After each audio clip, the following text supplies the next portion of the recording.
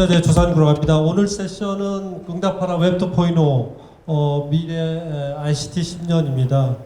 여러분 갑자기 요즘 용어도 많은데 갑자기 웹 2.0라는 얘기가 갑자기 나와서 무슨 얘기인가 이렇게 좀 놀라신 분도 계실 텐데 어찌됐든 왜 우리가 웹 2.0란 이 단어를 가지고 이 자리에 왔는지 얘기는 조금 더 하기로 하고요. 오늘 그 패널에 참석하신 분들 각자 소개 먼저 하고 그 다음에 웹 2.0에 대한 얘기, 그 다음에 이제 오늘 아침에 여러 가지 해안이 넘친 얘기들을 공유해 주셨는데 그 얘기, 그리고 이제 저희가 한국이 가지고 있는 어떤 가능성, 그리고 어떤 챌린지 어떻게 해결할 것인가, 이런 것들을 이제 웹 2.0라는 어떤 관점, 그 다음에 미래 10년이라는 관점에서 얘기를 풀어나가 보겠습니다. 그리고 중간에 여러분 질문이 있으시면 어떤 질문이든 미리 쪽지를 주시면 저희가 커버하도록 하겠습니다.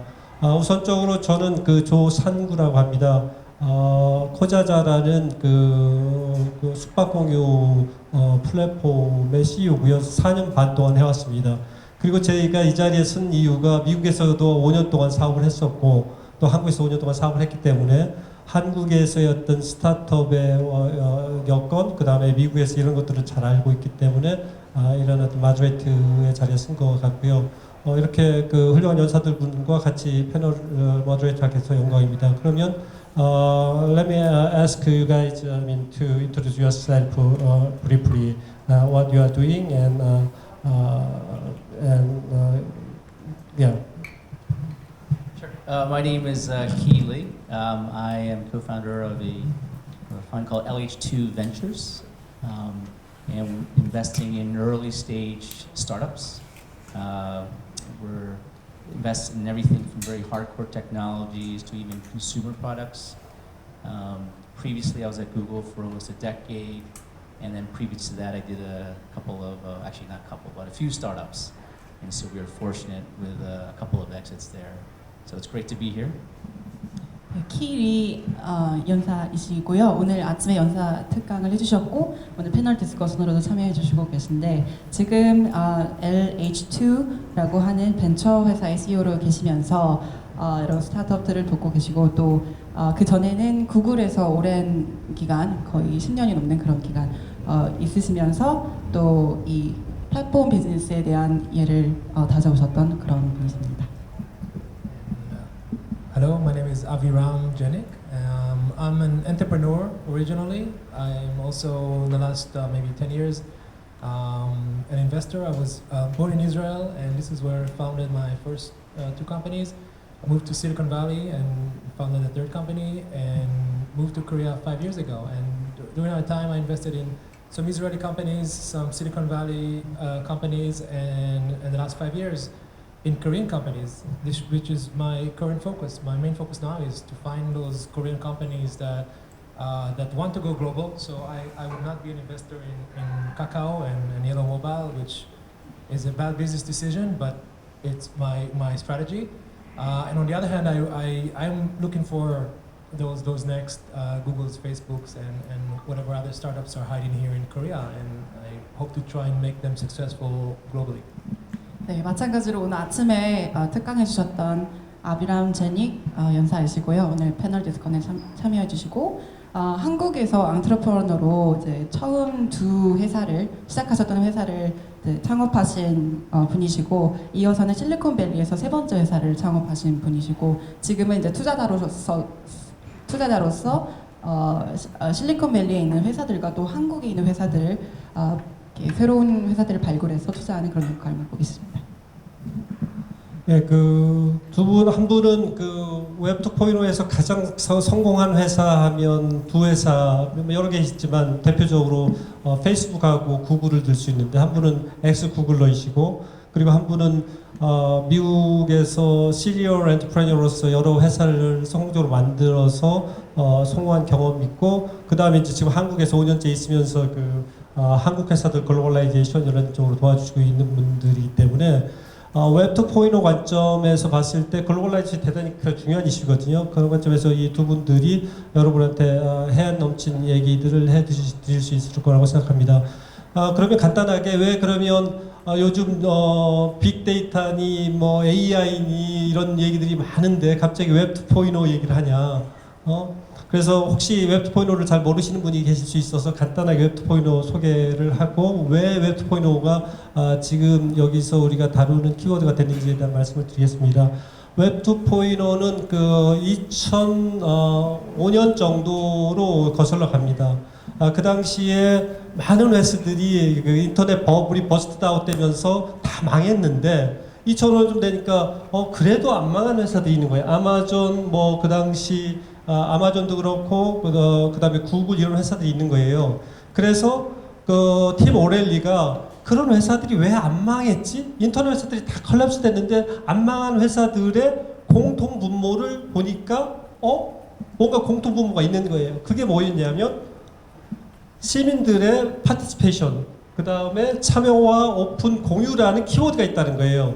그 세 가지의 키워드를 대변해서 만든 게 웹 2.0였어요.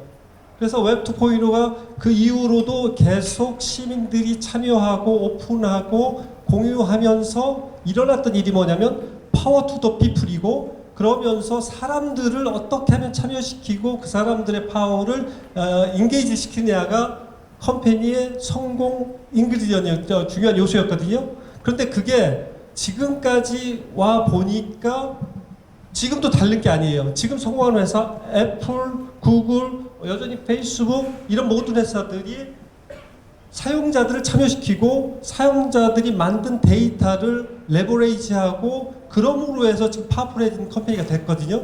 그런데 그 사이에 큰 변화가 왔죠. 인터넷이 온라인만 있던 게 갑자기 IoT, 인터넷 에브리띵, 뭐 스마트폰 이러면서 온라인이 오프라인 인터넷, 인비지블 인터넷, 아주 인터넷이 일상화되는 그 과정이 있게 됐습니다. 그런데 앞으로 25년 동안에 우리가 웹이 발전해온 그 키워드, 성공의 요인이 웹 2.0의 그 포인트가 오프라인 인터넷, 앞으로도 똑같이 적용할 것이라는 거예요. 그렇기 때문에 지금 현재에 있어서 AI니 빅데이터 이런 많은 얘기들이 나오지만 그런 것들이 웹 2.0에서 다 연유가 됐어요. 빅데이터는 데이터 인사이드고 그 다음에 웹 애저 플랫폼, 퍼페셔널 베타 이런 것들, SaaS나 이런 것들이 다 똑같이 지금 새롭게 벌어지는 상황에서도 똑같이 적용되는 거예요. 다만 다른 건 뭐냐? 스케일이 다른 거예요. 이전 스케일이 1에서 2라고 하면 앞으로 스케일은 변화의 스케일은 100에서 1000의 만이라는 거예요. 그런데 과거에 웹 2.0의 그러한 어떤 성공 요인이 그대로 앞으로 적용된다고 하면 과거의 웹 2.0의 인사이트를 가지고 우리는 그걸 가지고 레버리지 하면 결국에는 앞으로도 엄청난 변화의 혁신의 시대에 성공할 것이라는 거예요. 다시 돌아가면 세 가지 포인트.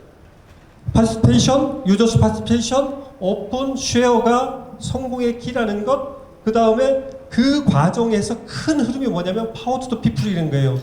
그 다음에 이제 저희가 이제 공유, 그러면 왜 코자자 입장에서 제 얘기를 말씀드리면 기존에 그러면 왜 제가 코자자를 했냐면 그거예요. 이전엔 사람들이 단순한 정보 소비자가 웹 2.0라고 하면서 정보의 생산자가 되면서 파워 투 더 피플이 됐는데 인터넷이 오프라인 인터넷이 되면서 나타난 현상 중에 뭐냐면 경제의 단순한 소비자가 컨슈머가 이코노미스 컨슈머가 이코노미에서의 밸류 크리에이터가 돼가지고 파워 투 더 피플이 될 거란 얘기죠. 그런 측면에서 공유 경제가 하나의 큰 트렌드가 될 거라는 생각 때문에 제가 숙박 공유를 하게 된 겁니다. 지금 얘기가 좀 길어졌는데 어찌됐든 웹 2.0이 아주 팩해 묵은 단어였을 것 같은데 오늘 그 벤처스퀘어에서 이 미팅을 하면서 그 오래된 단어를 끄집어내서 우리가 어떤 것을 가져야 되는 앞으로 미래를 대비하는 키워드로서 제시했다는 것은 대단히 놀라운 얘기 같습니다. 이런 측면에서 이제 왜 웹 2.0 얘기가 꺼내왔는지 얘기를 말씀드리지만 실은 우리가 오늘 디스커션에서 웹 2.0 자체에 대한 데피니션보다는 이 웹 2.0은 우리의 ICT, 엔터프레뉴십, 스타트업을 전체를 대변하는 상징적인 단어거든요. 그렇기 때문에 오늘 얘기는 웹 2.0 얘기도 좀 하겠지만 좀 얘기를 일반화시켜서 얘기를 할까 합니다. 자, 그러면 일단 웹 2.0 얘기를 했으니까 let me ask you guys how do you think about web 2.0? What's the impact of the web 2.0 and what's the most successful company for web 2.0? And you may think about the future web 2.0 company. Let me ask you guys about that. Okay. No, it's great. You know, I think the concept or the wording of Web 2.0 is actually antiquated. Just think of it, it's the websites, web. And we're in a world beyond that now, right? Think about all the exciting companies, it's not web related, right? It's like the Amazon Echo, Google Home, it's AR, it's VR, it's self-driving cars. None of this is actually web, right? So I think that the term is antiquated. I don't know what the new term is. Maybe depends on. 이제 더 이상은 이제 전부 주위에 있는 것들이 전부 다 웹에 관련된 것뿐만은 아니라 아마존 에코나 아니면 뭐 자가 주행 자동차라든지 이제 많은 것들이 이제 웹에서 벗어난 형태에서 계속해서 발전이 되고 있는데요. And what was the other question? What was the other part of the question? Yeah. Right. The term is antiquated. I know there's a new term. I don't know what that exactly is, but I think we're at this amazing time. I mean, conceptually it's the same. The concept is the same, yeah. It's the internet. Yeah. So internet is everything. Yes, it's theory. Combined to- Yes, in theory. Yes. But I think more importantly, we're at this amazing time with AI, with machine learning. You know, I think it's one of the most exciting times ever because we're building all these technologies that are really going to make our lives that much better. You know, and I'll use a very simple example. This morning, I woke up at 3 a.m. this morning because I have a little bit of jet lag. And it was very dark, and I didn't know what time it was. And I have an Amazon Echo. I'm not sure if you guys know what an Amazon Echo is, but it's the voice-enabled, I don't know what the term is, voice-enabled, you know the yeah, assistant, voice-enabled assistant, yeah. And and usually when I'm at home when it's dark, I always say, hey, what time is it? You know, I said, Alexa, what time is it? And I said it in the hotel room, and I was like, oh wait, Alexa's not here with me. So, you know, the point is like these devices, right, are now becoming integrated into my life. And it's making my life easier. Even though it's a very simple example, these things are actually getting integrated into our lives. And it's very, very exciting. Okay, so that's. Yeah, I'm sorry. Thanks. Yeah.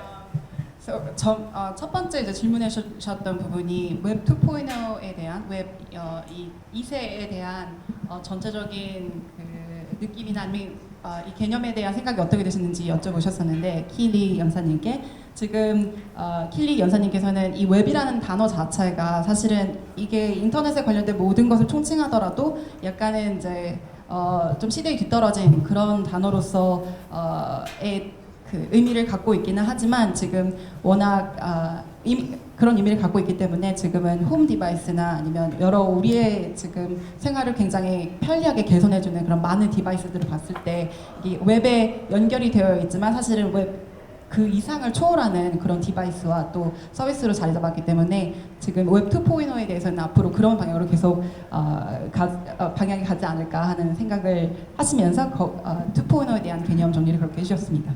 And I just one last thing around the Amazon Echo and Alexa. And I know it sounds very simple, like why can't I just pick up my phone to figure out what time it is? But that's what's happening with the world of technology. It's reducing a lot of the friction that we have in our lives.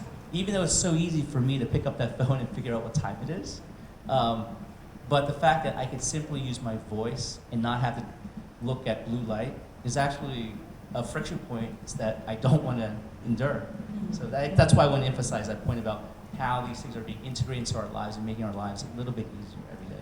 그래서 말씀해 주셨던 이해가 웹 2.0의 연장선에서 얼마나 이런 많은 웹에 관련된 홈 디바이스나 서비스들이 우리 생활을 편하게 해주고 있는지에 대해서 언급해 주시면서 그에 대한 예로 알렉사나 아니면 에코나 정말 일어나서 알람을 체크하는 게 그렇게 어려운 일은 아니지만 어떠한 기기가 혹은 인공지능을 갖고 있는 디바이스가 이런 것들을 대신 해줌으로 해서 그 생활에서 최소한으로 있을 수 있는 그 프릭션마저도 줄여주는 그런 역할을 하고 있다는 점을 다시 한번 언급해 주셨습니다. Okay, so what is Web 2.0 and what is the future? So the answer is I don't know, but it doesn't matter because you don't really need to care about my answer. Actually, people here, they're very smart, but they don't know the future either. They have their opinion. If they really knew the future, they wouldn't be here. They'd be somewhere else. So, what can we tell you about Web 2.0 in the future? Just like anybody else, and you shouldn't really care about our answer. And just think about a few examples that you already know. Everybody here heard of Uber, right? So Uber invented nothing new. In fact, they did something really boring and really not complicated until it became a billion-dollar business, and then it became really sexy for investors. So, Web 2.0가 어떤 의미를 갖고 있느냐에 대한 질문과 그리고 혹시 이 Web 2.0가 앞으로 걸어갈 미래에 대해서 질문해 주신다면 사실 제 답변은 연사님의 답변은 모른다, I don't know가 될 텐데 아무리 그 최고의 지성과 지식을 갖고 있는 전문가라도 이 부분에 대해서는 어떻게 예측할 수 없는 부분이 있다고 생각하시고 예를 들어 우버라는 회사가 지금 굉장히 투자자들에게 섹시한 그런 회사로 알려져 있지만 사실 굉장히 기본적이고 심플한 아이디어를 좀 남들보다 잘 함으로써 성공할 수 있었던 회사였기 때문에 정말로 아무도 모르는 것들이 많은 분야가 바로 이런 분야 지금의 웹 2.0가 걸어가고 있는 분야가 방향이 아닐까 싶습니다. And in fact, a tip for you: if you go to investors and pitch your idea, and they have no idea what you're talking about, and they're totally confused, then you may have something really, really good. 하나의 예를 하나 더 말씀드리자면 투자자에게 어떤 아이템 피칭을 했을 때 투자자들의 이해가 전혀 없다고 했을 때 사실 낙심하시지 않아도 되는 부분이 그런 아이디어 자체가 워낙 오리지널하고 독특하기 때문에 더 나은 찬스를 가질 수도 있다고 생각합니다. Do a search on the internet on Airbnb and how they went to a VC pitch. There's a whole email thread on the internet, and what was the result? The VC didn't get it. 에어비앤비도 같은 상황이었는데요. 투자자들은 이해하지 못했지만 사실은 굉장히 섹시하고 매력적인 아이템이었죠. But I want to give you the opposite example as well. You all here know about Cyworld. You remember Cyworld really well. Cyworld was the right product at the right time and an absolutely complete failure. So what does that tell you about how important technology is compared to actually executing? Having everything right and not being successful. 그 완전 반대의 예로서는 우리나라에 싸이월드가 있을 텐데 굉장한 히트 상품이었고 모든 것들을 다 잘 갖추고 있었지만 완벽한 페일리어, 완벽한 실패였죠. 그 부분을 보더라도 정말 예측할 수 없는 부분이 많다를 한 번 더 증명해 보이는 것 같습니다. So we met in this panel in 2007 and we are saying social is the next 2.0 and Cyworld is doing exactly social and then failing. So maybe it's not the trend that's important, but the execution. 오늘 많은 특강에서 또 언급되었던 부분이 소셜에 대한 그 인터랙티브 벌추얼 커뮤니티가 갖는 소셜성에 대해서 많이 말씀을 해주셨는데 사실 오늘 이런 부분들이 강조되고 있지만 꼭 사실은 아닐 수도 있는 부분이 또 이렇게 있습니다. Next question. 그 웹 2.0가 지금 웹이라는 단어가 적절하지 않다는 말도 맞는 얘기예요. 그거는 서로 논란이 되는데 심지어 이제 웹은 죽었다라고 얘기하는데 웹을 보는 정의해야 하는 관점인 것 같아요. 제가 보는 웹은 실은 인터넷 인프라스트럭처 관점이고 지금의 어떤 테크놀로지의 이네이블러로서의 웹이기 때문에 그런 면에서는 제가 맞을 수도 있고 그 다음에 웹을 하나의 테크놀로지로 보면 이건 웹이 아니고 이제 위젯이었고 그러다가 지금은 앱이었거든요. 그 관점의 차이인데 그것이 그렇게 중요한 것 같지는 않아요. 기본적으로 그 변화나 이런 거는 맞는 얘기니까. 그리고 우리 아브람 씨가 얘기를 해서 그런데 그 에어비앤비 같은 경우에 그 투자자를 만나러 갔어요. CEO가 그 브라이언 차스키가 그 인베스터를 만나러 갔는데. 화장실 갔다 오니까 인베스터가 사라지고 없어진 거예요. 왜 그러냐면 it would be a business. 이거 말도 안 되는 말도 안 되는 거기 때문에 비즈니스가 안 된다고 했어요. 야, it's stupid. 그럴 정도의 그 아이디어였는데 지금은 그러니까 30 빌리언 달러 컴퍼니가 돼 있거든요. 힐튼보다 더 큰 컴퍼니가 돼 있는 상태니까 스튜피드하다고 생각한 아이디어가 나중에 빅띵이 될 거라는 얘기 저도 어그리하고요. 그 다음에 이제 I changed my mind, so I would ask another question. So 지금 현재 I mean the technology is booming, right? So coding is booming, software is booming. So how do you expect next 10 years? What would happen in next 10 years? Could you share your insight and ideas about next 10 years?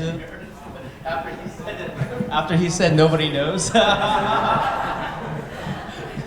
I think he said the answer. We really don't know. Yeah, I mean, I don't know. Listen, yeah, I don't know what the future holds, but I know what I want, right? What I want, and honestly, I don't own a car in New York. I've been in New York City for 16 years, and I got rid of my car in 2000. So I haven't owned a car for 16 years, and I've been able to live life without a car. It's pretty liberating. What I would like, remember, this is about me, is I would love self-driving cars, right? I would love a self-driving car to pull up to my apartment and take me to the golf course, right? I want to be able to wake up and just tell the room, oh, please turn on the TV and do this and do that, without me ever touching my phone, right? Because I'm a big believer in voice-activated technologies, which I think is going to be really big. So when you really think about what I want, what I think it is, I think a lot of it is about, us. It's about what makes our lives easier. Now, if you want to talk about VR and AR and fintech, that stuff I'm not an expert on, but I know what I want. 앞으로의 이제 웹 2.0가 계속해서 전개할 우리의 생활에 임팩트를 주는 부분에 대해서 어떻게 생각하시냐고 질문을 해주셨는데, 아까 아비람 연사님께서 말씀하신 것처럼 사실은 아무도 모르는 부분이라고 말씀을 해주시면서 지금 킬리 연사님께서 원하는 방향으로의 그 전개 방향은 음성 인식 디바이스의 활용도가 좀 더 크게 될 거라고 얘기를 해주시면서 삶의 그 질이 계속해서 개선이 되고 이런 디바이스와 서비스를 통해서 그리고 그런 부분들을 계속해서 인류가 혜택을 받게 되는 그런 모습을 그린다고 하셨습니다. So you said what you want, and I'm gonna disagree with you, and I'm gonna say that that's not. Yes, I'm gonna tell you that's not what you want. Because I don't know what you want. It's true, but I think you don't know what you want either. I think that we got to this place without meaning to get there. And if somebody told you 10 years ago that you would be friending, you would have 1,000, 2,000, 5,000 people on Facebook, how many friends do you have that you interacted with every day? That's not what you wanted, but that's what you got. So I think when you see the next technology wave, you will accept it, and then you will convince yourself that's what you want. I think that's how it usually happens, which is why I agree to be better.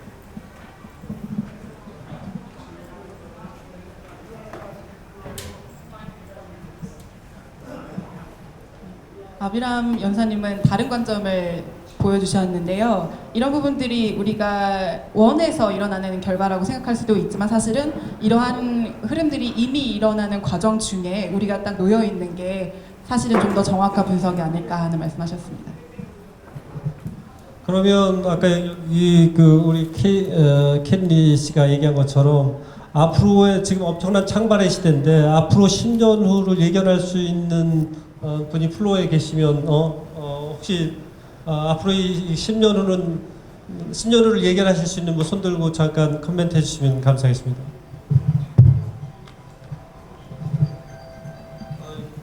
전화로 하겠다는데요. 예. 시간 관계상. Right. Right. Yeah. 마이크 없으시죠? 네, 안녕하세요. Hi, my name is Veronica Kim, and his question was what will be like in the future. It's just that thing which I saw recently was that there was this robot which was memorizing like 2,000 recipes, and they installed it in the kitchen. So whenever you're coming back home, before you're coming back home, you can just press the button of the menu which you like, and then this robot will be ready for your dish. So I think that would be one thing which might be happening in the kitchen side. I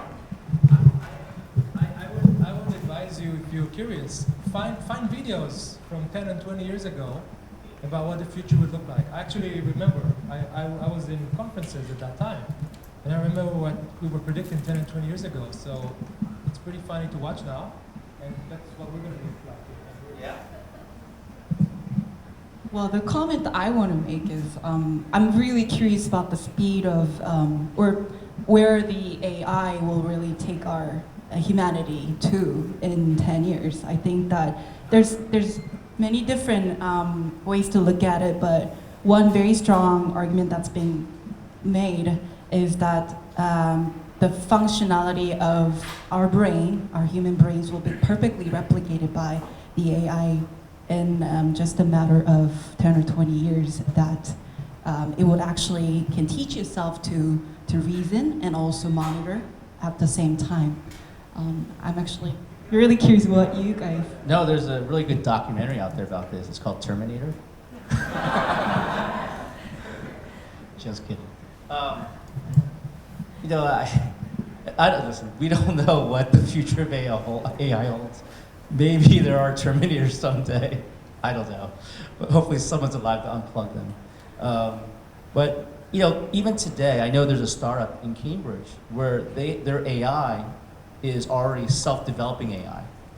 Now it sounds very scary, and it's a company that I know a lot of people are trying to get into, but the technology is progressing pretty quickly. Now, it's not that the AI is developing AI to become a human, it's just it's optimizing against itself. That's what it's going to be doing. But the point is, yeah, we're making a lot of advancements in AI. I don't think we can really predict. You know, you see a lot of folks like Elon Musk and others on two sides of the aisle of, you know, this will be dangerous. Maybe there will be Terminators. I don't know. But there's a good documentary called Terminator 1, 2, and 3. 10년 안에 AI가 우리 그 인류에 끼칠 영향에 대해서 제가 개인적으로 궁금한 부분이기 때문에 질문을 드려봤더니 터미네이터라고 하는 아주 훌륭한 영화가 이미 있다고 말씀을 해주시면서 앞으로 AI가 완벽하게 그 인간의 뇌의 기능을 복제하거나 모사하는 것의 문제이기보다는 AI가 스스로를 옵티마이제이션 해 나가는, 스스로의 기능을 계속 향상해 나가는 그런 능력이 있다는 점이 사실은 좀 더 무서운 그런 요소일 수 있다는 점 지적해 주셔서 감사합니다. 예, 그 미래에 대한 예측은 누구의 예측도 맞고요, 누구의 예측도 틀립니다. 예, 그래서 뭐 AI 얘기도 하시고 그 다음에 로보틱스 얘기하셨고 했는데. 그리고 가까이에 뭐 전화, 아까 그런 전화 안 올 것이다 이런 얘기를 하는데, 가면 갈수록 제가 보기에는 큰 그 흐름은 좀 더 인간다워지는 쪽으로 가지 않을까. 오히려 싱글레러티 뭐해서 로봇가 인간을 더 뛰어넘는다고 얘기했지만, 그럼 인간다운 건 무엇일까? 보면 스피리추얼한 것들, 그리고 우리가 모르는 많은 것들이 있을 거라 생각하고, 그다음에 디바이스 이런 것들 자꾸 사라지잖아요. 내추럴해지고. 결국에는 이런 테크놀로지 이런 것들이 gonna evolve good for human being. 그래서 저는 희망을 가지고 있고요. 그러면 이런 어떤 큰 변화, 뭐 20년 안에 싱글레러티가 와서 AI가 인간의 지능을 넘어설 정도로 이런 어떤 엄청난 변혁의 그 상황에 있는데, 그러면 이런 상황에서 우리가 이제 좀 스코프를 좀 줄여서 한국 사람으로서 한국에게 이게 그 기회에 어떤 기회일 수 있을 것인가, 이런 거에 대한 질문을 하고 싶습니다. Let me ask, big, paradigm shifting, leveraging the technology. Could it be good chance to Korea, or Korea could be a good place for opportunities? Should you move to Silicon Valley? Should you move to Peking? So could you explain if you have opportunity and what kind of opportunity you have? That is a really good question. I think that's why we are all here for, right? Yes, I think Korea is stationed in a very good place in time to be the place of the future for startups, and there's a few reasons for that. 우선 질문에 대해서는 이해를 해주셨으니까 한국어로 질문해 주셨으니까 지금 이제 답하기 전에 미리 말씀을 해주셨던 부분이 아비람 연사께서 한국이 우선은 굉장히 그 좋은 그 시점에 놓여 있는 것 같다고 말씀을 해주셨고요. 제일 좋은 그런 상황에 놓인 것 같다고 말씀을 해주시면서. So yes, the answer is yes. I think Korea is the place, and why? Well, I think number one that the barriers are going down. So you can reach him anywhere. You don't have to meet him face to face for coffee for him to help you do stuff. He will answer you over email, maybe a webinar, maybe Skype, maybe phone. He will contact you over the web. So who cares? In fact, when he and I go back to California, he and I will communicate over email, just like you and him will communicate when you're in Seoul. So what is the difference between living in California and living in Seoul? There's a difference, but it's very small. This is different. This is 2016. It didn't used to be like this. And then you have another benefit. You are in the most connected country in the world. So internet here is like water, like coffee. I think there's more coffee here than water, so actually it's coffee. It's everywhere. It's very well connected. You have all these infrastructure to help you. So you really have very few excuses on why. In fact, if Korea doesn't become a startup nation, it's your fault. You had everything and you didn't make it happen. So will it happen? We just talked about not knowing the future, but can it happen? Absolutely. 왜 한국이 좋은 상황에 놓여 있냐고 다시 미디어들께서 질문을 해주시니까 두 가지 이유로 정리를 해주셨는데 첫 번째 이유는 지금 샌프란시스코에 계시거나 아니면 미국에 계시는 키리 연사분처럼 지금 그런 그 지역적인 물리적인 거리가 중간에 있다고 해도 사실 뉴욕에서 느끼는 부분과 그리고 서울에서 느끼는 부분이 크게 다르지 않을 만큼 그런 기술적 그리고 문화적 장벽이 많이 허물어진 그런 시점이기 때문이라고 설명해 주셨고 또 두 번째 이유는 이렇게 잘 알고 있듯이 가장 한국이 가장 그 통신망으로 잘 연결이 되어 있는 나라로 알려져 있듯이 그런 그 아주 보급이 잘 되어 있는 인터넷망이나 아니면 텔레코뮤니케이션을 통해서 원활하게 소통할 수 있다는 점 자체가 굉장히 한국을 지금 유리한 그런 조건으로 두고 있는 것 같습니다. So Steve Case, who's the co-founder of AOL, he came out with a book recently, and he was promoting it. And in his interviews, and this was just a couple months ago, he actually emphasized that the next wave, he calls it I think the third wave of technology or third wave of the internet, a lot of the innovations are not going to come from Silicon Valley. He really had a strong belief that a lot of the innovations are now going to be dispersed out into other cities because certain cities have better strengths. So for example, there's a lot of self-driving car technology that's happening in Pittsburgh. And other cities have greater strengths. And so what he was trying to convey is that other cities are now going to emerge. And I think that's also applicable to Seoul as well. Because it's about what are your strengths in those cities. You know, right now you're going through this journey of discovery, of trying out all these different types of startups. But there are amazing strengths here in Korea, whether it's beauty, there's parts of healthcare. I think Korea's an amazing design place. I think there's some great industries that you are stronger versus the rest of the world. And I think those particular startups will succeed faster than most, but doesn't mean the other ones can't survive. AOL CEO or founder Steve Case. 스티브 케이스라고 하는 AOL의 미국 통신 텔레커뮤니케이션 회사이죠. 의 창업자였던 그분께서 말씀하셨던 것이 앞으로는 앞으로의 이런 스타트업계를 이끌어 나가거나 새로운 테크놀로지 붐을 이끌어올 회사들이 실리콘밸리에서 창출되지 않고 사실은 정말 예기치 못한 세계의 여러 곳에서 나올 것이라고 말씀을 하셨는데 한국의 예를 들어보면 뷰티나 아니면 디자인 이런 이제 특화되어 있는 특히 강한 점을 갖고 있는 이런 분야에서는 훨씬 더 한국의 스타트업들이 좋은 성과를 보일 것으로 예상이 된다고 하십니다. Now I'm going to give you a really random example. I said Korea has amazing beauty products. I know it's not a technology startup, but last Monday is a true story. I was at this music studio and I met this Norwegian girl, beautiful Norwegian girl. And I asked her what she does. She's like, oh, I'm an entrepreneur. I was like, what do you do?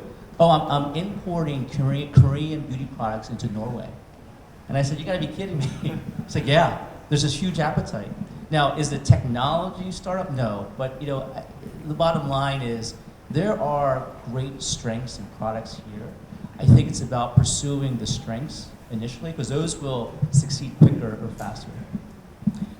그래서 아까 뷰티나 디자인 부분에 특히 강화되어 있는 한국 스타트업의 성향에 대해서 말씀해 주셨는데 예를 들어주시면서 지난주에 랜덤하게 우연한 기회로 만난 이제 뮤직 스튜디오에서 만난 노르웨이에서 오신 그런 뮤지션이 아주 예기치 못했지만 한국에서 온 뷰티 프로덕트를 수입하시고 수출한다는 이야기를 듣고 얼마나 특히 더 이제 K-뷰티의 그런 강점에 대해서 이해하시게 되었고 그거에 더해서 말씀해 주시고 싶으신 이제 부분이 각 그 나라마다 그리고 각 지역마다 갖고 있는 강점이 워낙 상이하고 또 독특하기 때문에 그런 부분을 잘 이해하고 살리는 것이 가장 중요한 부분이 되겠다고 하셨습니다. 뭐 한국이 테스트베드라는 얘기도 있었고 한국이 대단히 여러 IT 강국이라는 얘기도 있고 강국이었다는 얘기도 있고 한데 뭐 yes and no인 것 같아요. 하지만 아침에 그 아비람 씨가 얘기하기를 한국은 스피드라는 킬러 앱을 가지고 있다. 그래서 그 킬러 앱 때문에 어떤 그 인프라스트럭처 관점에서 그런 것들이 어떤 그 혁신을 위한 되게 좋은 그 토양을 가지고 있다고 얘기할 수 있는데 제 경험담을 말씀드리면 제가 1998년도에 미국에 유학을 갔거든요. 유학을 갔을 때 그때 AO 타임즈가 그 패스파인더라는 웹사이트를 오픈했어요. 그래가지고 그때 텍스트 베이스였는데 이미지 베이스로 해가지고 아주 멋있게 만들었어요. 그런데 문제가 하나 있었어요. 페일했어요. The Times Pathfinder back to 1998. 근데 그 페일한 이유가 뭐냐면 랜에서 서비스를 받을 때 너무 좋은데 그때 AO의 커넥션으로 해서 받아보려면 가서 커피 마시고 와야 한 페이지가 뜨는 거예요. 그런데 그때 한국은 그냥 이미지가 푹푹 뜨는 거예요. 심지어 그 비디오마저도. 그러니까 미국에서는 그런 새로운 혁신적 서비스가 불가능했어요. 인프라 때문에. 근데 한국에서는 가능했기 때문에 그 당시 이제 우리가 한국에서 여러 가지 인터넷 서비스가 나오고 그 혁신적 서비스가 나왔던 이유였던 것처럼 우리의 인프라, 좋은 인프라가 어떤 이노베이션을 일으키기 위한 되게 좋은 토양이라는 관점에서 저희는 아비람 씨하고 동의하는 거였고 그 다음에 우리 캐리 씨가 얘기하는 이것 중에 관점은 엔터프레니어십의 중요성 얘기를 하는 것 같아요. 이제는 테크놀로지만이 아니거든요. 엔터프레니어십을 가지고 뷰티 모든 인더스트리에서 창발의 시대가 왔는데 한국에서 잘한 여러 가지가 있는데 그런 것들이 부스팅이 돼야 된다는 관점에서 저도 동의를 하고요. 그러면 그런 어퍼튜니티가 우리가 있긴 하지만 그 여러 가지 챌린지를 또 가지고 있는 것도 사실인 것 같아요. 뭐 여기 계신 분들 지금 글로벌 어떤 그 엔터프레니어이면서 한국에 계시고 그 다음에 한국과 연결이 이런 비치를 하고 있는데 let me ask about I mean, you mentioned, good points why Korea is a good, place with the great opportunity in the future.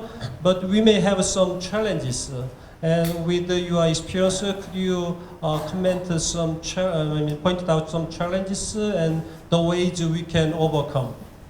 How much time do we have? 20, so. No, not enough. Okay, let's talk about maybe the one big challenge that I think most Korean startups have, and maybe that's the biggest thing they need to cross, and that is, let's call it to be brave. And to be brave means you know what you have to do. You have to go global. You know that this means you have to go and sell your product in the US. But okay, you have to jump over this cliff to get to the other side. So a lot of Korean startups stand there and think, okay, we want to get to the other side. We're afraid to jump. Let's find another way.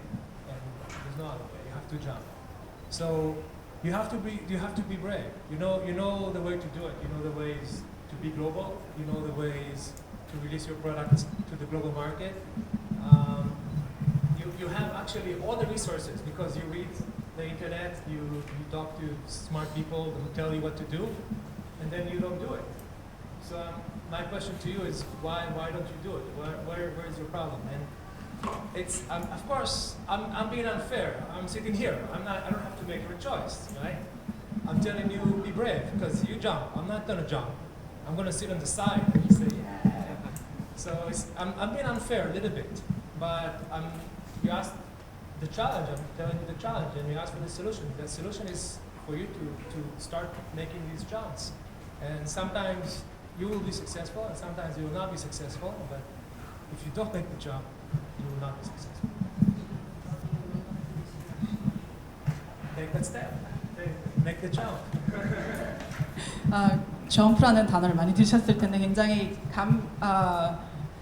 카리스마 있게 이렇게 이야기를 비유를 많이 주시면서 말씀해 주셨던 포인트가 많은 한국 기업들이 이제 파악도 굉장히 예리하게 하고 있고 이제 이런 전체적인 흐름에 대해서도 그리고 잘 알고 있음에도 불구하고 용감하게 그 다음 단계로 나가기 위해서 어떠한 액션을 취하는 건 많이 취약한 것 같다고 하시면서 make a jump 다음 단계로 도약할 수 있게끔 좀 액티브한 에너지로 나아갈 수 있는 그런 자세를 더 강조하셨습니다.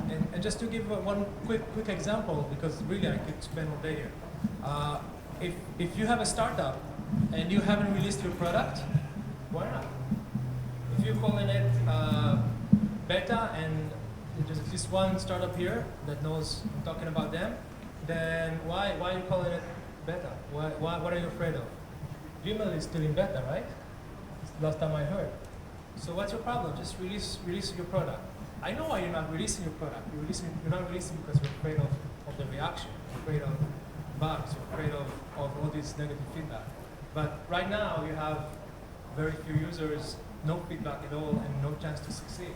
So if you haven't released your product, if you're not releasing it by the end of today, then you didn't understand my point because you didn't make the jump. 여기 계신 분들께 마지막으로 주시고 싶으신 메시지는 그래서 지금 베타까지 작업하신 서비스나 아니면 프로덕트가 있다고 하시면 사실 오늘 당장 런치를 하시거나 릴리스 하시는 게 오늘 오늘 지금 여사분께서 말씀하신 부분을 이해를 충분히 하셨다면 그거에 대한 영감을 받고 실행하실 부분이라고 생각이 된다고 하시면서 오늘 당장 어떤 무언가를 실행해 보이는 그런 모습을 보여달라고 하셨습니다. So Avi has way more experience, exposure to the Korean startup community because he actually lives here. I live in New York City. I've traveled to Silicon Valley probably 100 times because I had to go to the Google headquarters a lot. I'll give you my personal opinion in my very limited exposure about Korean startups. I think it's very early in the learning curve, very early in the understanding. I meet with startups almost every day in New York City, whether it's casually or a pitch. And the startups I've met here, I can tell you there are distinct differences. It's everything from just being able to communicate your pitch. There are differences. There are differences in terms of how you're framing your product.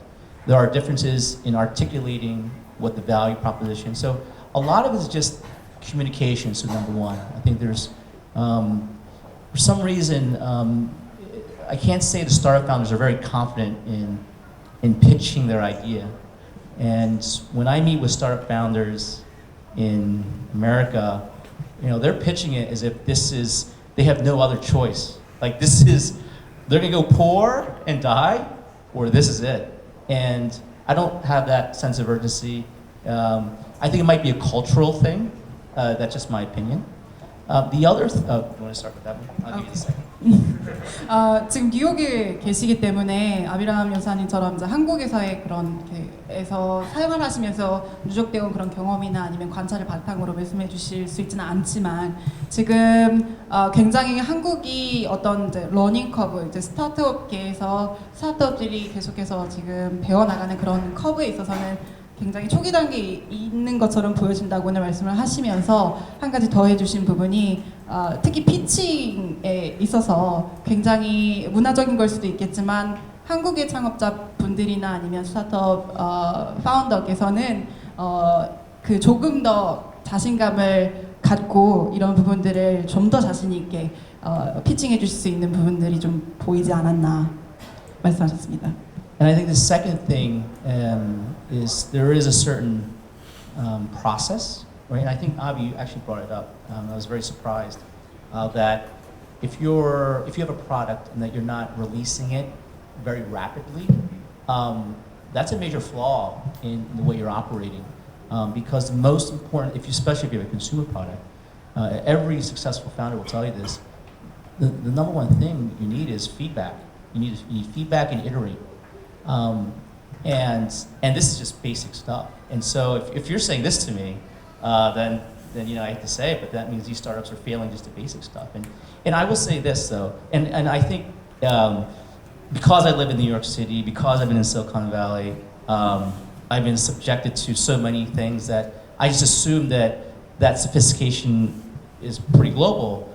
But the good thing is this. There are so many great resources. There really are. Like, you could literally wake up tomorrow, if you want to be a founder, there's so many great resources to really understand, workflow, how product management works. Doesn't mean you become a product manager overnight, but there are basic stuff that I do see missing when I talk to startups. And it's not, I know it's a strong critique, but I do notice that there is, maybe it's a generational thing, meaning like it's still early in the world of in the Korean ecosystem, whereas in America, a lot of these like young startup founders have been kind of immersed and educated pretty quickly on how to do a lot of stuff. Or even the U.S. Even the U.S. Because you can go online and you can figure it out pretty quickly. 두 가지를 더해서 말씀해 주셨는데 그 중에서 첫 번째 부분은 이제 아비람 연사님께서 말씀해 주신 부분에 더해서 좀 보태어서 말씀해 주셨어요.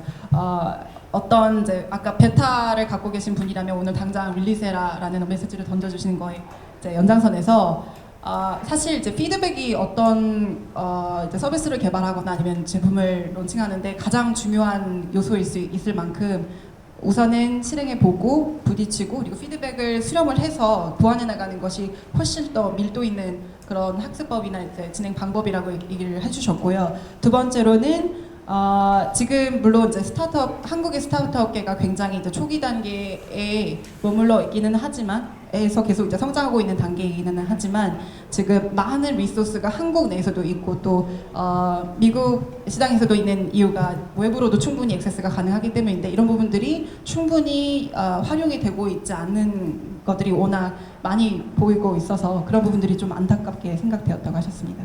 And the one last thing I'll say, and it relates to what I spoke in my speech today, is that the ecosystems, right, accelerate when successful entrepreneurs really reinvest their time and efforts towards other entrepreneurs.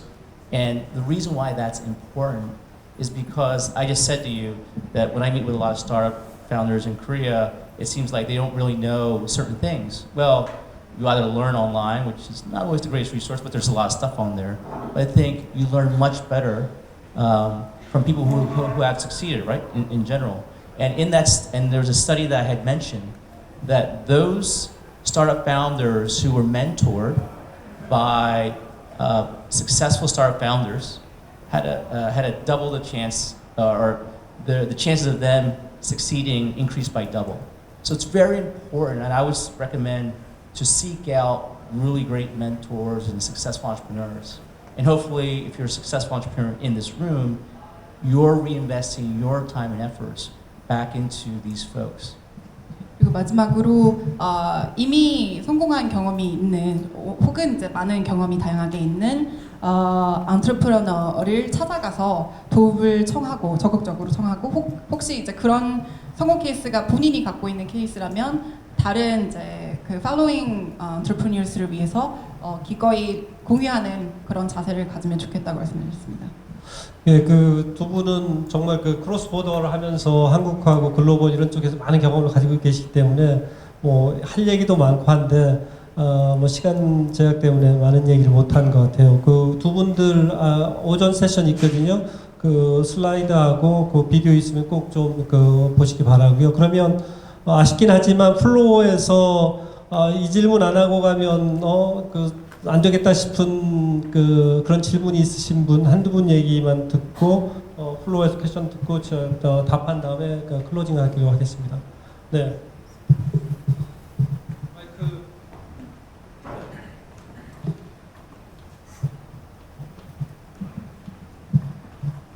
안녕하세요. 전 윤동호라고 합니다.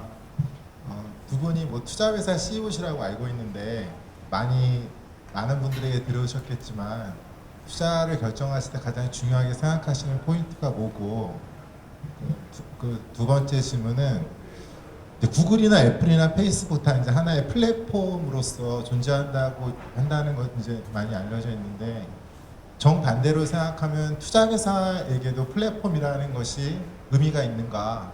만약 의미가 있다면 그 플랫폼은 어떻게 구성되어지고 그것을 갖추려면 어떻게 해야 되는지 그 두 가지에 대해서 생각을 듣고 싶습니다. Okay, so two questions. Firstly, as an investor, what do you? It's probably one of the most frequently asked questions. What do you see as the most important thing or factor that you personally consider in making a decision to invest in some company? And the other question was actually very interesting. It's so Facebook, YouTube, now everything is a platform business rather than just a website. Do you think, as an investor, do you believe that platform business has a meaning for the investors as well? And if so, if so, how would you recommend startups to structure it, utilize it? Yeah. So the first question, I'm trying to remember the first question again.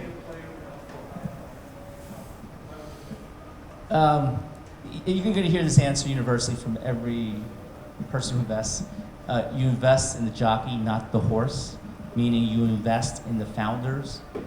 Because you can see all the different pitches, you can see all the market sizing, everything. You can peel that all back, but at the end of the day, you are investing in that person and that person's ability to operate. There is a big distinction between someone who can actually operate a startup versus not, and most people do not. I'll be honest, it's really hard to operate a business because when you really think about it, we're very good with a few things. Like you might be great in sales, or you might be great in product, right? But it's really hard to run a business, and we're looking for those folks who really know how to operate a business very efficiently, very effectively. So, and then the 이제는 많이 흔히 알려져 있는 답이지만 아이템보단 사실은 사람을 보고 더 투자 결정을 하게 되신다고 말씀하셨고요.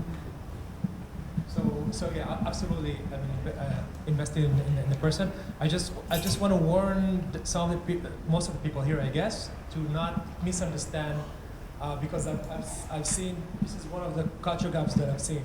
So that does not mean that Mr. Gee cares about where you went to school or how smart you are. That's not what he means when he says he wants to to know. He's looking at the founder. He wants to know, for example, that you know your business, that you know what you're talking about, that what you're saying makes sense to you. You can defend these things, that you can execute these things.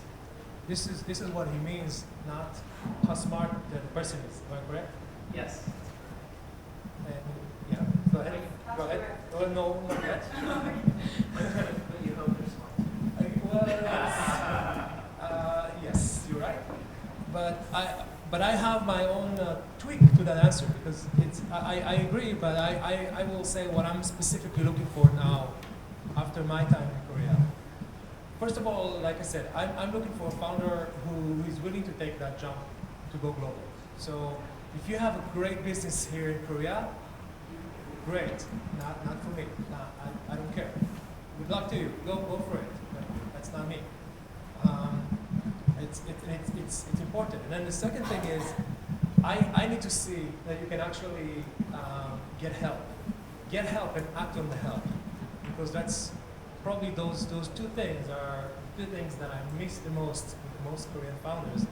Their really ability to go global, to do that really difficult thing. Not tell me that they want, really do it, and then to get help.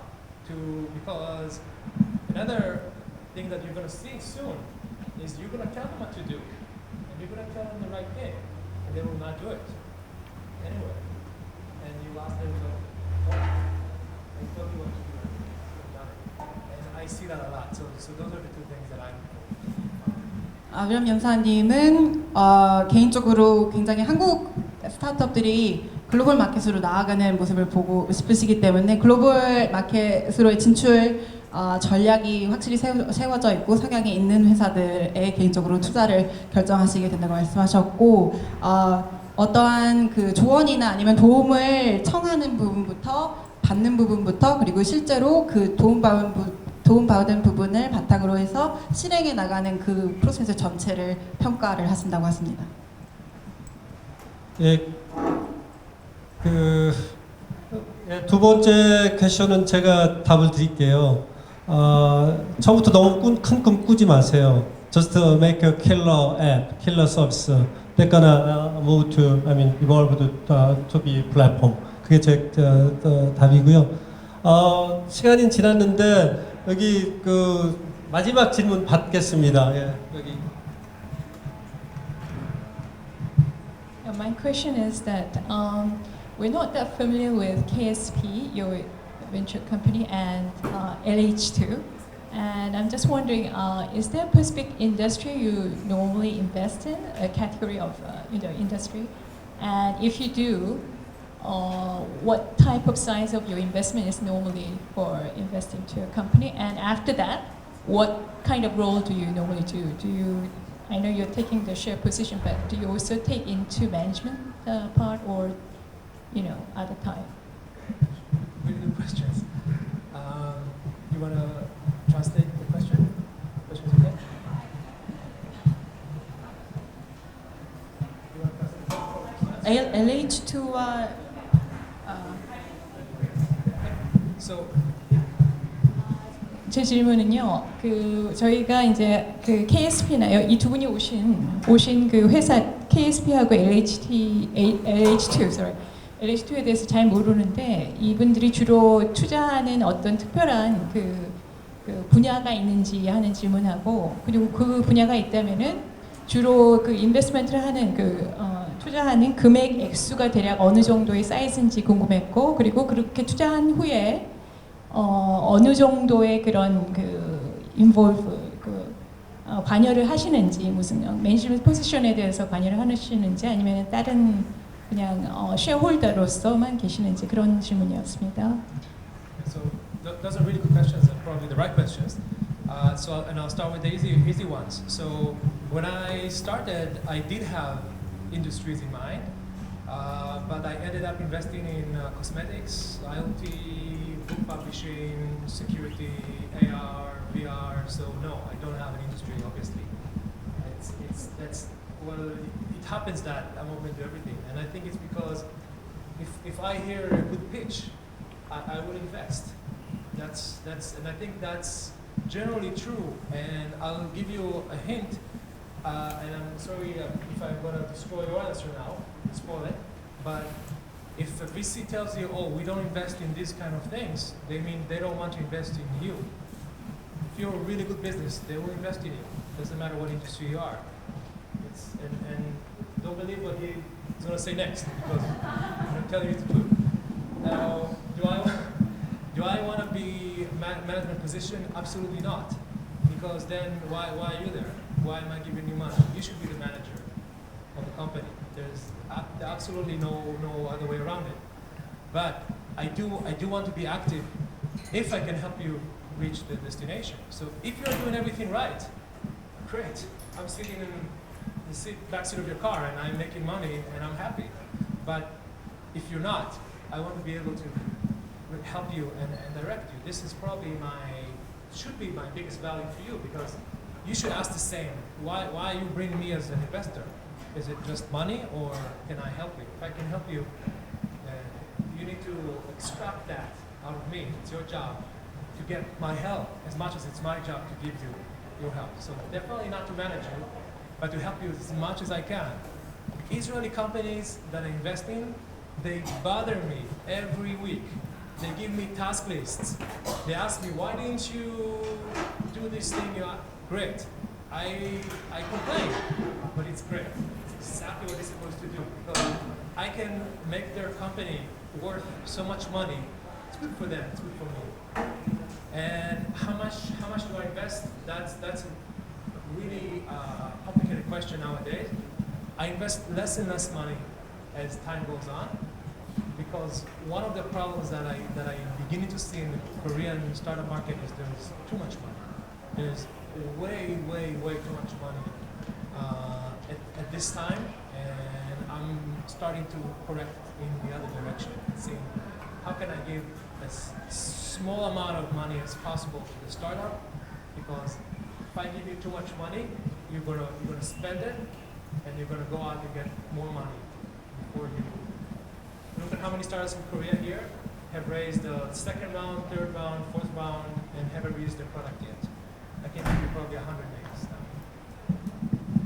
우선 알밤 연사님의 벤처 회사는 특정하게 투자하는 분야나 산업이 따로 있지는 않고, 두 번째로는 매니지먼트 전략이나 아니면 경영 그 선으로까지도 투자하는 회사의 운영에 관여를 하시냐고 말씀하셨는데, 그렇진 않지만 필요에 의해서는 하신다고 하셨고, 사실은 많은 이스라엘의 스타트업들은 이런 부분들을 먼저 찾고 도움을 청하고, 그리고 굉장히 어떠한 위클리 태스크 리스트를 만들어서 오히려 연사님이 운영하는 벤처 회사에 던질 만큼 그런 적극성을 보이고 있다고 말씀해 주셨고, 마지막으로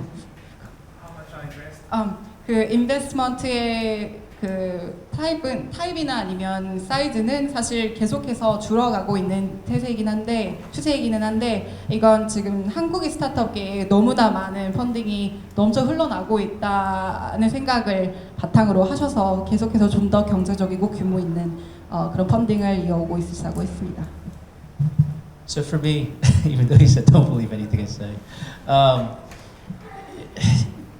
yeah, I have a certain background. I'm an expert in certain things, and I've always thought that when I start investing, I'll just focus on those industries. But I've been very agnostic. In fact, I've invested in an alcohol company, and 5 years later, it's still doing really well. And it goes back to the point of, when I first met these founders, I just thought they were amazing, but they were starting their own alcohol company, competing against Diageo and all these big guys, right? I mean, if anything, it was almost stupid of me to invest in alcohol. But 5 years later, it's doing incredibly well. I've always said I would never invest in food tech, right? Well, I'm invested in food tech because I met this founder and he was just so compelling. And I really believe in this guy. Even though I said I would never believe in food tech, because I had a personal position about what I thought about the future of food tech, but I invested in him. So I would say that it's not so much about industries or verticals. It really comes down to the founder, because I invest in people that I invested in people, and they were attached to industries that I said I would never invest in, but I have. Thankfully, they're still doing well. In terms of investment size, it all varies. So I don't want to share explicitly, but it's all different check sizes and also where they are in their stage. So. 네, 비슷한 말씀해 주셨는데 키리 연사님께서도 뭐 푸드텍이나 아니면 주류 쪽이나 사실은 절대 그 본인이 투자할 만한 업계로 생각하지 고려하지 않았던 분야에도 사실은 투자하는 회사가 있을 만큼 사실은 그런 비즈니스나 아니면 분야보다는 거듭 말씀하시지만 그 창업자나 그 팀을 보고 투자를 결정하시고 있다고 말씀하셨고 인베스트먼트 사이즈는 워낙 그 다르기 때문에 그 부분에 대해서는 케이스 바이 케이스인 걸로 네, 말씀해 주시겠습니다. 그 모든 게 사람으로 규결이 되는 것 같습니다. 웹2.0도 결국에는 우리 시민들이 중요하고 시민들의 참여로 우리가 성공을 이룰 수 있다는 얘기가 키인데 웹2.0라는 어떤 그 키워드를 가지고 아주 다양한 주제로 이렇게 확장을 시켜서 얘기를 한 것 같아요. 아무튼 이렇게 그 참여해서 감사하고요. 마지막으로 짧게 그 클로징 그 멘트를 좀 듣도록 하겠습니다. Could you make a closing ment in brief? If you were at my speech, I told you that I entered the startup world in 2000 and I entered at the worst time when everything crashed. And I know I made a critique earlier about Korean startups. They're still maturing, they're still trying to figure things out. Well, I was in the same position. When I entered startups, don't forget, I have a pharmacy degree, so I didn't know anything about technology. And so, so I had a really big education gap. But I think my exhortation to you is, if you really do have that passion, I would say just embrace everything. You're not going to know everything, especially as a founder, but try to embrace everything, try to learn, be very curious, and just do your best to execute. So I've been in your shoes. That critique also applied to me back then, but things worked out in the end.